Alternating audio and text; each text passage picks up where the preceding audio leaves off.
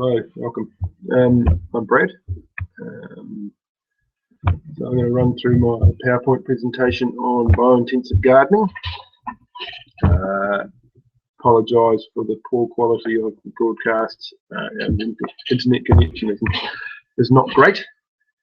So thank you to the people who have donated to our crowdfunder. It was amazing, and it's amazing what we've been able to do with that money.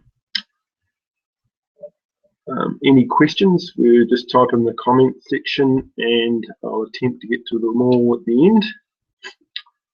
So yeah, so from here I'll see if I can do this. Look at that. Okay, so biointensive gardening, super efficient system. It's the best system I know of personally. A high output system, and it regenerates the soil same time. So it will reduce your consumption of water greatly from the living mulch system, reduce fertilizer costs because you're making so much compost, and energy costs because it's all done by hand. And increase soil fertility, same again through the compost system. Calorie production from growing all your crops and cereals through it, and potential growth. Earn more income from a per square metre. Little photo there on the right is the far right is a conventional garden, and there's the same amount of plants per and that but on the left there, just showing you how much less garden you need. Okay, so the main principles of biointensive gardening is the deep soil preparation, high quality seeds and seedlings, close plant spacing, watering. It's one I've added. It's not one of John Jeavon's, who wrote the book How to Grow More Vegetables Than You Ever Thought Possible in Yesterday You Could Even Imagine, which he basically took biointensive to his model of grow biointensive, and put a huge amount of work into the system over the years. Moving on, growing carbon crops, compost, crop rotation, companion planting, and then using the whole system.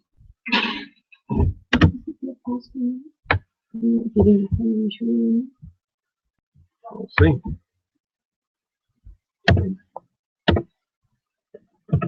No.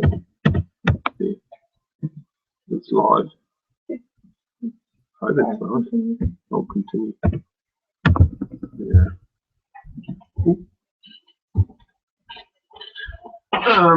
So yeah, we'll start with deep soil preparation. Yeah. So when planning out your garden, you want to keep in mind putting your garden in a position that you have full sun, if possible, and north facing is always better. You get more sun and more even sun. You want to be aware of your prevailing winds and have shelter from that side at least, and yeah, if possible from your storm winds as well. You're going to need a water supply, and that if you've got a limited water supply, that will kind of limit the size of your garden you can actually have in biointensive. Contour, you know, keep an eye on contour. So if you've got a steepish slope or sorry, my thumb's coming.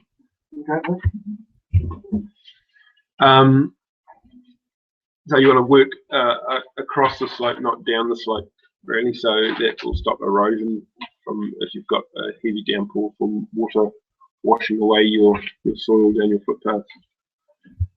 Bed size, so working with your own body basically. So and having it so you're scaling your bed to your body, not making your beds too big so you can't reach the middle of the bed. So yeah. And yeah, start small. Don't go and plan this huge garden and do all this huge amount of double digging and then not actually have time to maintain the garden. So let's get that in mind. So we've planned our garden. We know where we're going to put it, and now we're going to start double digging. So we double dig to increase the amount of air and therefore the structure, improve the structure of the soil. Yeah, vegetables need a well aerated soil to grow well. So,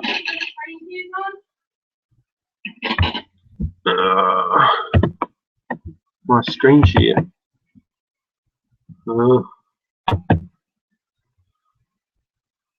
Entire screen share. No, I didn't do it, did I? That better?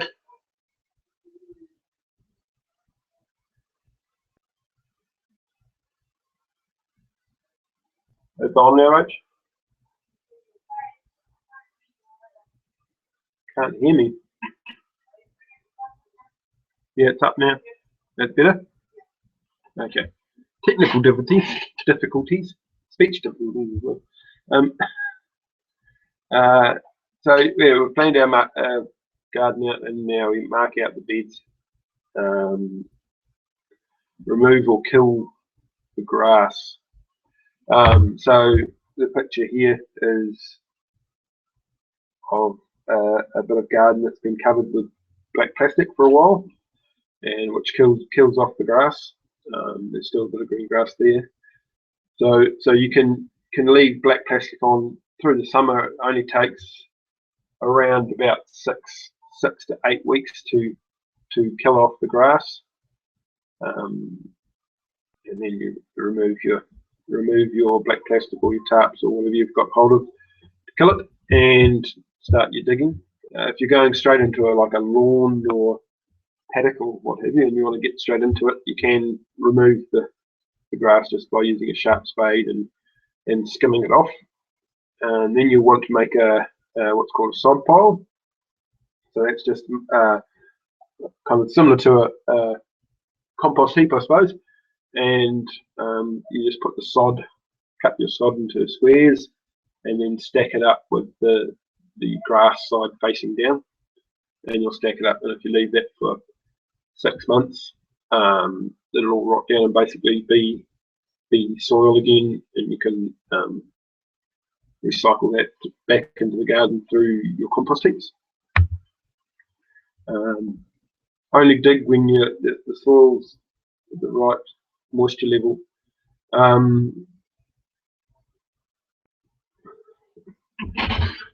Yeah, so if you dig, if your soil's too wet, it'll be really sticky. Then as you're digging, it will compact, and the sod, the soil won't break up. I'll say in big lumps.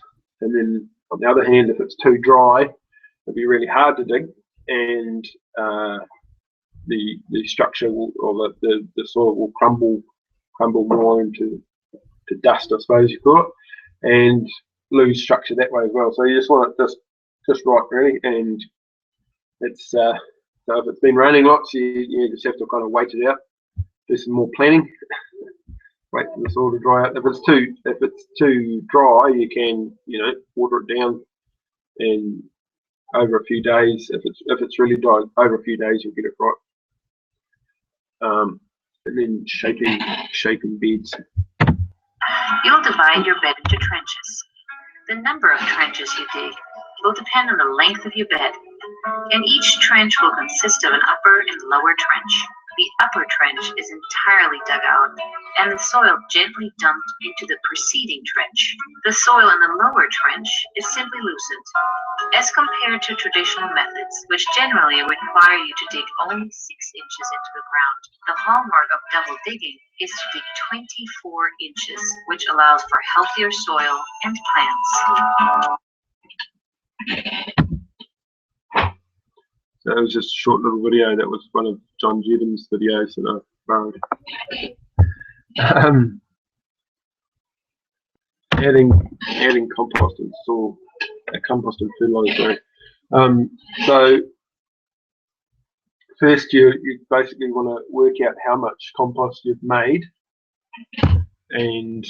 or you're willing to buy in, and work out how much by volume's easiest you're going to add to each of your beds, or down to a square metre or whatever you want to work it out to. And then, so if you've worked out your bed's going to take 40 litres of compost, you'll take your first 20 litres and spread it evenly over the whole bed. You'll take your second bucket and do the same thing again, and that way you can fill in the gaps where you've got a little bit lighter, and you'll get a much more even layer of compost on your bed. Don't overdo fertilizer, so don't go and get a whole lot of fertilizer and throw it on thinking it's going to make it grow really fast, because it's more than likely if you go too overboard, it could burn the roots of your plants and disturb the microbe life in the soil as well. So the best way of not overdoing it is to get a soil test done. I use environmental fertilizers in Paro, Bay of Plenty, and they do a Reams test. So it's a test, and they will do, if you ask them, they will do a fertilizer recommendation, and they make organic fertilizers. So, but if you just want to get into it straight away, for them, I would recommend using a product called Nature's Garden, which is their kind of general purpose garden fertilizer, and using a calcium product to add calcium to soil. All soils in New Zealand are lacking in calcium. So that's a NanoCal is the product I use. So for like a general fertilizer, you put 400 grams of Nature's Garden per square metre and 200 grams of NanoCal per square metre of the garden. And then you apply the fertilizer in the same way as the compost. So split your amount in half, and then apply it, and then reapply again. Compost and fertilizer is recommended. So especially in the early stages of a garden, just to get the fertility up quicker. You can do it with just compost, but it will take a lot longer. And then we incorporate the compost and the fertilizer into the top 100 mils of soil. So you just use a garden fork, and you go a bit of it in and out, twisty motion, and just stir it in basically. Or you can use a rake and incorporate it that way, just by kind of chopping motion. Hard to explain with words. Shaping beds. So I shape my beds in an arc, so going from path to path, which increases the surface area of the bed. So so the arc adds square meters basically. And as you're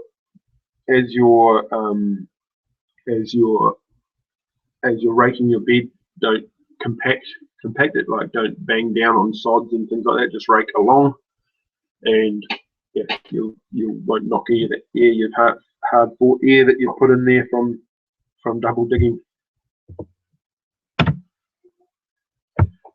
U-bar or broad fork.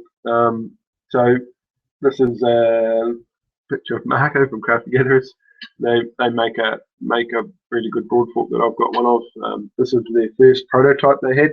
So I've been doing a bit of testing for them, and come up with a really good design. Marco's come up with a really good design that works really well. I've done a lot of digging with that one down at the market garden. So yeah, it's just used for maintaining the air in the bed. So it's not a replacement for double digging. Just so each time you turn over the bed, you can just quickly go through with the broad fork and aerate the soil again. It's not turning, not mixing the subsoil with the topsoil. It's just creating air paths in it basically. Great tool. high quality seeds and seedlings. So using the best seeds you can find. Always try and source as local as possible. So in your bioregion. If not, if you're North Island, you're South Island, South.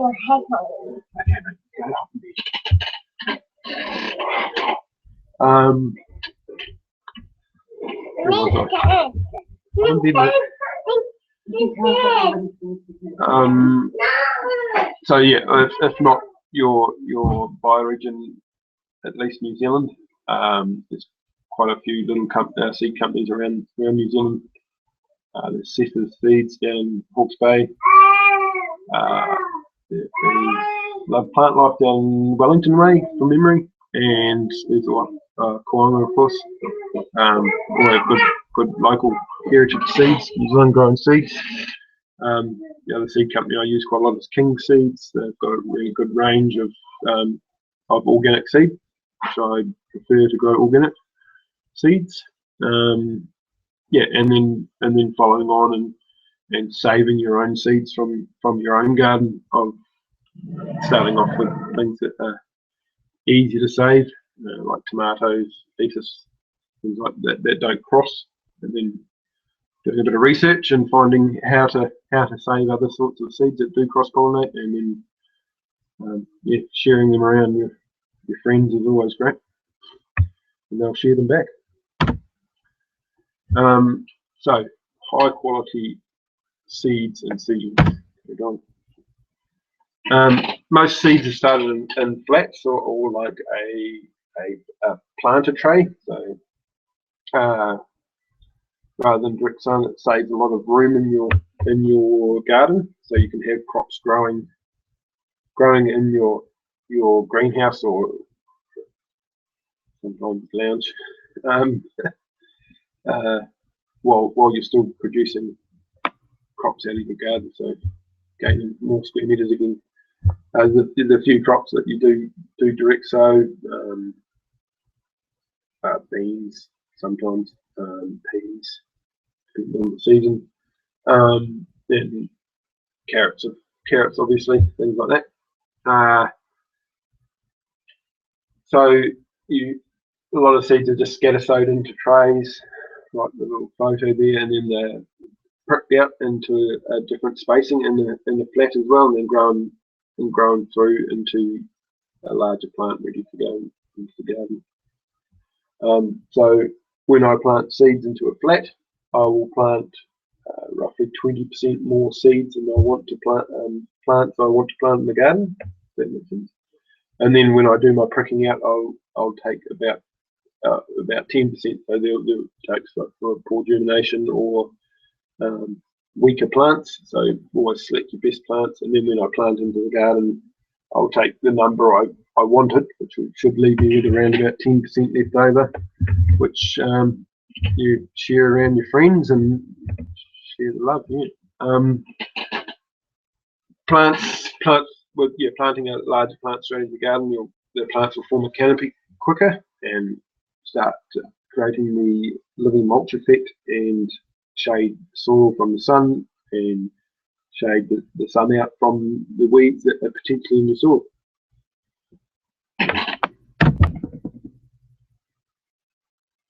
Flat size. Okay. So you don't want to use, if you're buying flats, plastic or wooden or whatever you can find. You want to get one that's at least 75 mils deep, that just creates enough room for the seedlings to create a good root system. Use what size is manageable for you. So if your paths are narrow, or you just don't want to be lugging around a big tray. Basically, just make them smaller. It just means you have more of them. It's no biggie. Bigger flats are heavier, so. And yet you don't want to, if you're making your own, you don't want to make them or buy them even wider than your path, because you don't want to be putting your flat on your bed, because you'll be disturbing the soil and pushing air out, all of the above. and so you can just slide along using your footpath and the drawing. Close plant spacing. So diagonal spacing. So it's in a hexagon or a triangle, equilateral triangle shape. If you kind of tilt your head a bit there. So diagonal spacing, you fit more plants in per bed. It promotes the living mulch. Plants will create that canopy a lot faster, and therefore shade the soil from it drying out from the sun, and shade out the weeds basically. And yeah, the spacing differs between crops and within crops too. It differs. So all lettuce aren't at the same spacing. You get your Kos type lettuce, more upright lettuce, doesn't need as much space as a big iceberg, hearting lettuce. So yeah, just to be aware of that. There's in John Jeavon's book, there's plant spacing. I know that Sefa puts Sefa Seeds put biointensive plant spacing on their seed packets, and as from memory, Koanga do the same thing. There's also a really good garden planner that K-Bax has produced, which has all the plant spacing for biointensive in it, which is good. So you plant, and when you start planting, you plant your first plant half that spacing in from the edge of your bed. So if you're planting what am I thinking of? Hearting lettuce, they'll be at 30 centimetre diagonal spacings, and then you will start your first plant in 150 millimetres from the edge of the bed. So using tools for the spacing. Once you've done a few hundred plants, you'll soon learn how to get the spacing right. But it can be just as basic as a stick or a piece of bamboo cut to the length of what you need to plant, and you can just use it as kind of intersect the triangle. Or you could cut a piece of plywood or timber into the equilateral triangle for the right spacing that you need. But yeah, once you've got your first row or two rows in, you kind of it sets the pace for the rest of the bed really. Watering, this is my little addition. Watering is just so important. You can do a lot of damage by underwatering, and you can do a lot of damage by overwatering or watering incorrectly. So underwatering stresses the plants. So stressed plants will be more susceptible to disease, and they'll grow slower, and insects will chew on them more.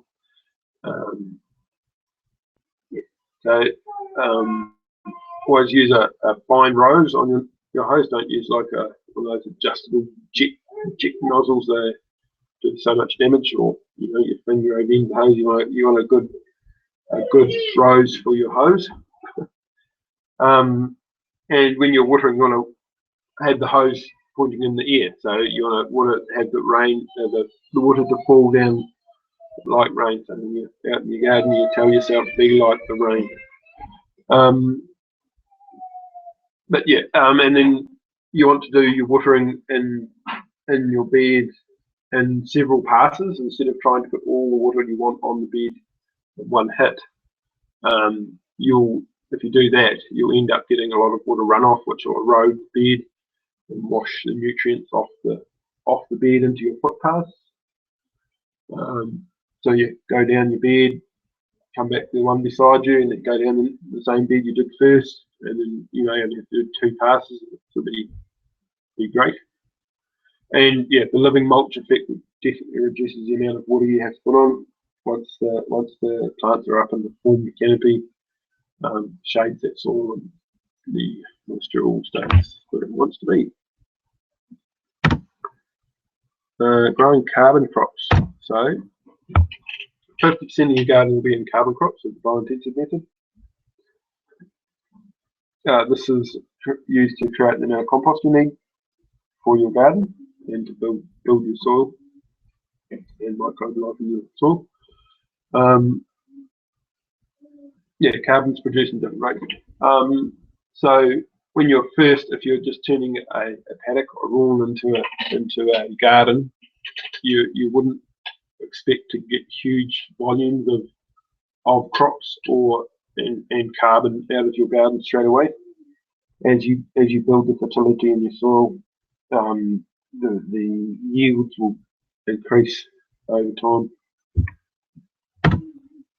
So this is information taken from Jeavon's book, actually, and translated into New Zealand into kilos a square metre. So it's based on a 10 square metre bed. So sorghum is the highest yielding carbon crop I know of. Followed closely by corn. So this is from a mature dried plant, basically. The kilos. So run through the little list there. Well, it's pretty, it's pretty good. Sunflowers are really good for, even if you just grow a few here and there, just for the seeds, obviously, but for the good woody carbon it has, it's really good for building compost heaps, for the base of the compost heap to keep it nice and airy. And as you get into the cereals and if you really start tapering off.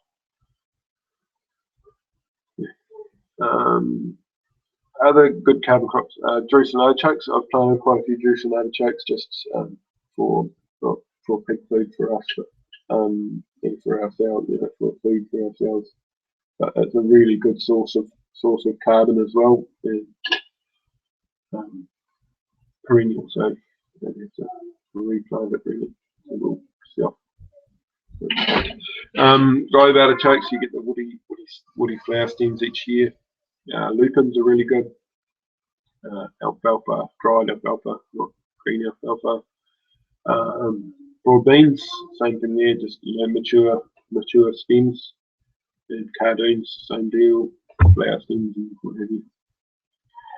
And then you go into harvesting from the wild, especially in your early stages of your garden. You can go out and harvest wild carbon, so matured flower stems from wild fennel or pampas flower stems, or even leaves from the pampas. They do take a little bit longer to break down, but there's a really good source of carbon. Living compost heaps. I'm not so sure how much I can do on this. It's kind of like a different one. We might have to do another one of these in a later date. Is that what we're doing, Rach? Yeah, okay. Yeah, we'll do something later date, but yeah, it's pretty topic. But yeah, it's building compost in layers and having a high carbon rate, or high rate of carbon added to your compost. So you get a high yield of compost at the end. Crop rotation. So another really important thing. So you're not mining minerals from your soil. Okay. So 50% of your garden will be in carbon, like we just talked about, and then 25% will be in heavy feeders. So things that are drawing lots out, tomatoes and capsicums and what have you. And then we've got roots and legumes, so all your beans, peas, what have you, and root vegetables, onions. The onions is heavy feeding root legume. So we'll follow summer one on the left there. So we've got each one of our little things there, heavy feeders, roots and legumes, carbon 1, carbon 2. We'll just take it as one of those squares as a rectangles as a bed. So then winter 1 is is the carbons and the heavy feathers shifted downwind, and then the tractor on to the summer, it's shifted down again, and then through the winter. So it's basically 2 full years before you'll have the same thing back in the same bed. So all the microbes have had a go at all the things, and the 2 carbon crops, the roots of the carbon crops are normally large, and you're adding organic matter to your soil through crop rotation as well as your compost. Hope that makes sense. Companion planting. So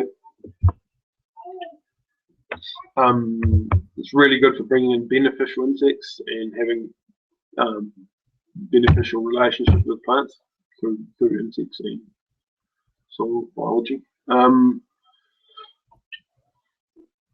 Yeah, attracts your pollinators and your pests, repels pests and diseases, and just the whole biodiversity in the garden. Yeah, so, and a lot of companion planting is with flowers. So you've got, it makes your garden beautiful, but it's also a lot of flowers are edible as well. But yeah, lots of things. I plant a lot of calendulas through my garden. Just makes good tea, and it's a good repellent for insects. And zinnias, what have you, to attract pollinators. With put them around my tomatoes. Putting basil with your tomatoes helps with some of the insect problems. There's lots and lots of things. And I plant a lot of parsley throughout my garden as well. Same thing. It helps with pests. Yeah. Whole system approach. So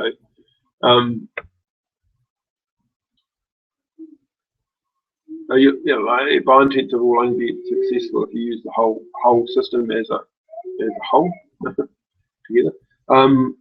So you wouldn't do close plant spacing unless you've double dug, because you'll do close plant spacing, but the roots of the plants can't go down deep because the soil's not aerated enough, so that they'll struggle. Same thing if you did double digging and did normal or conventional plant spacing, there'd be so much soil exposed to the sun, you'll have a huge weed problem, and you'll just fry your soil from the sun baking it away.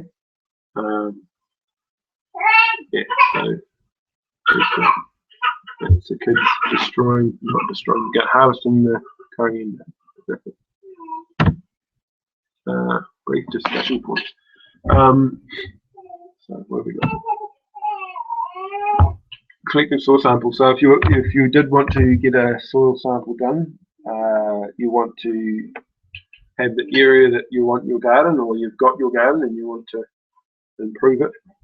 So you scrape the first 10 millimeters of soil off the surface, and take a couple of handfuls in a hole, and then do that in several locations around your garden or your potential garden, and then mix it all together, and then put it in the bag, and then send it off up to environmental fertilizers, where I get mine done anyway.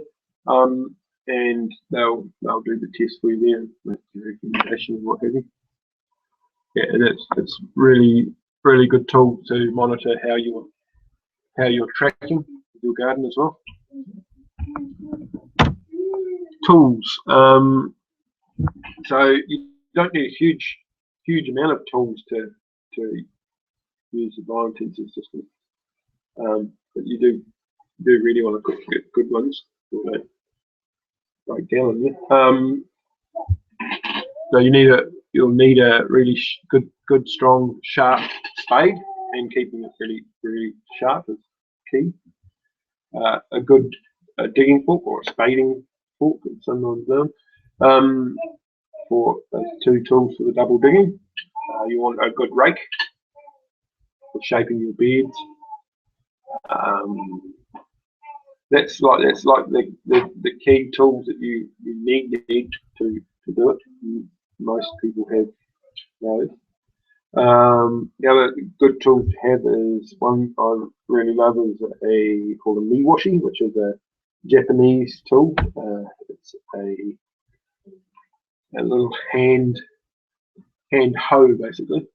So you can use it for weeding, as they're really sharp. They're forged steel, they're really sharp. For weeding, I use mine for planting as well. So you can just use it like a trowel basically. And if you've got nice and sharp, you can use it for harvesting some things like greens and whatever. What else?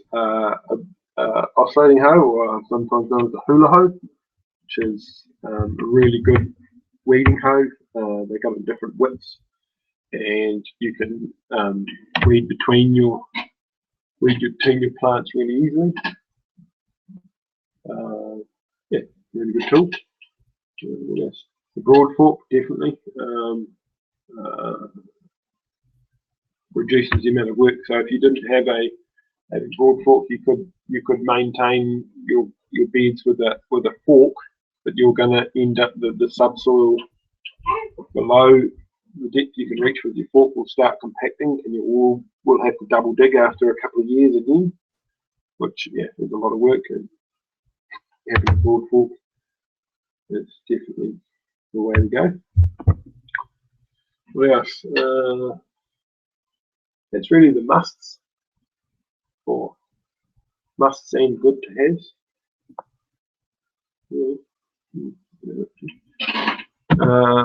Tool maintenance again. So each time I take my tools from the garden, I have a brush in my little garden shed, and I brush them down, get the dirt off, the soil off, sorry, and I use animal fat, but you could use linseed oil or vegetable oil. I'm sure would be fine, to wipe down the steel parts of the tools, in case you're not going back to that tool.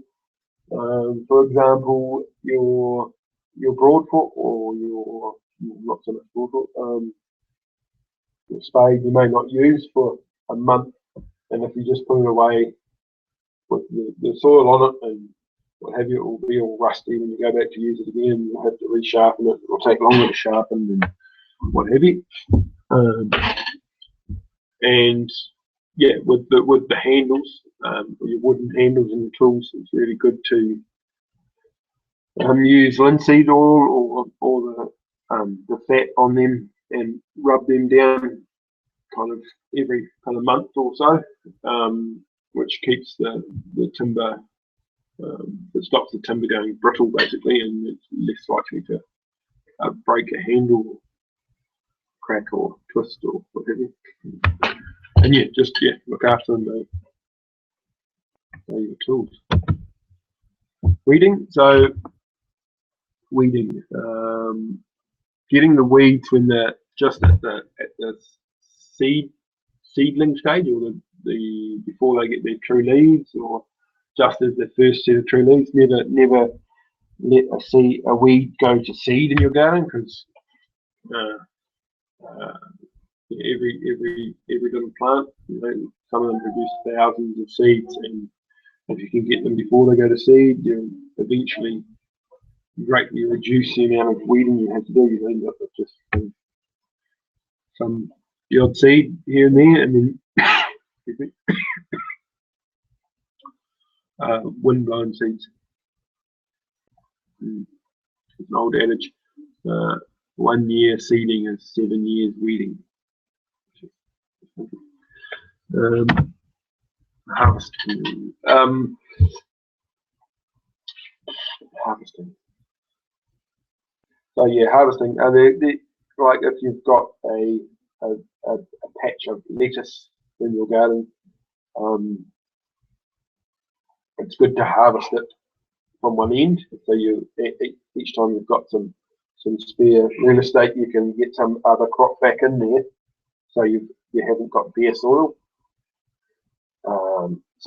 same with lots of crops. And then there's a point if you're harvesting, and then you've got just a few kind of stragglers left.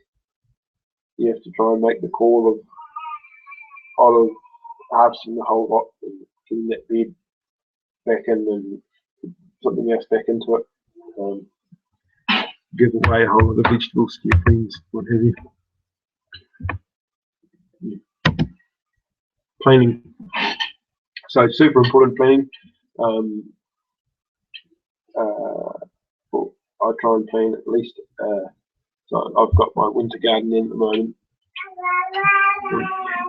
You want to have you want to have your spring summer garden planned and your next winter garden planned, so you kind of know where you're heading, and each year you'll find a new seed or a new plant you want to plant to make room for it.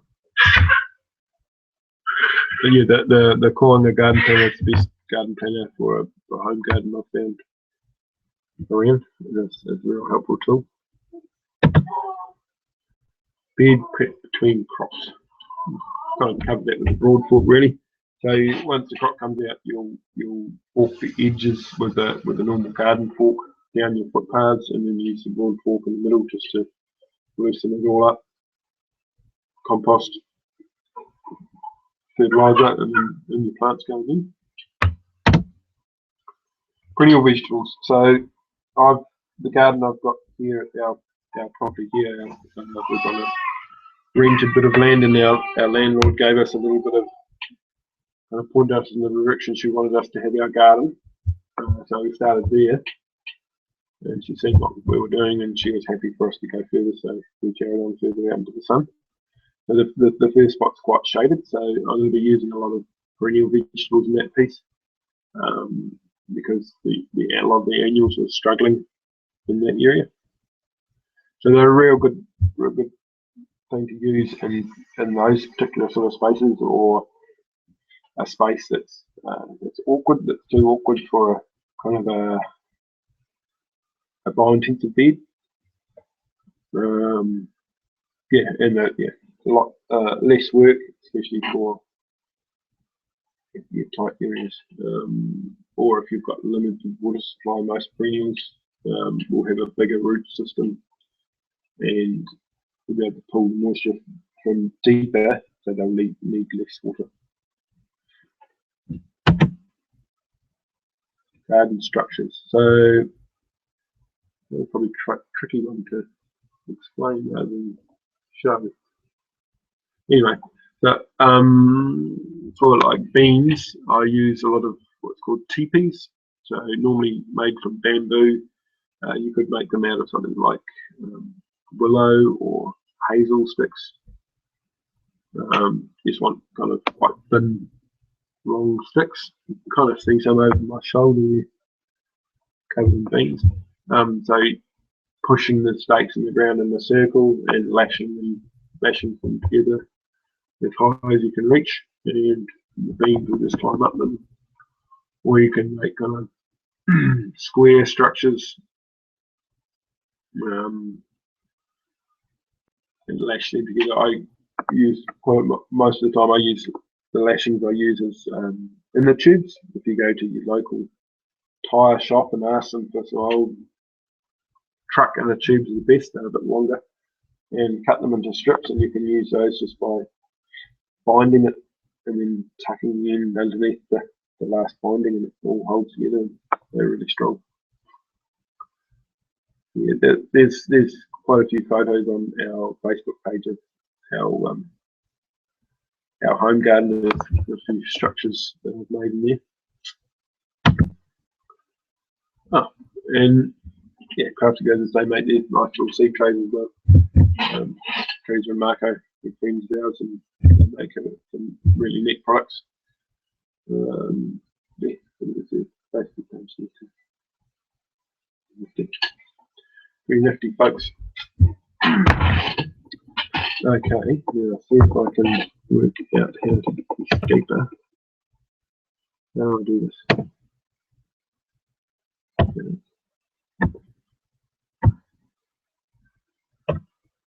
Bear with me. That's all right.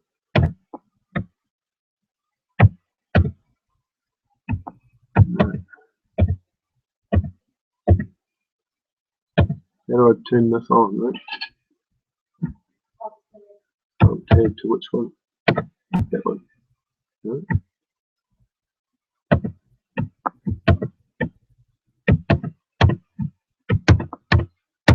That one. No, I have to turn the share off. That's what I have to do. Actually. I'm back. Now I'll see what if I can figure out how to. Actually, it's just put the paper here. How do I find the questions? Is there any?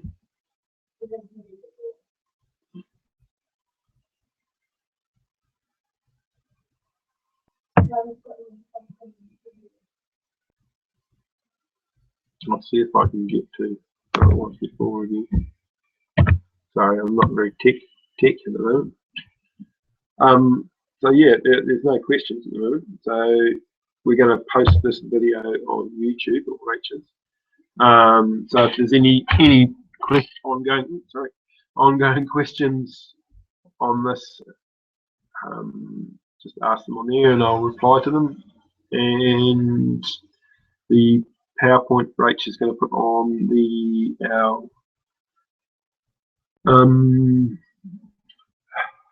website. Yeah. So thanks for watching, and that's about it. Cheers. Yeah. And I'll stop there.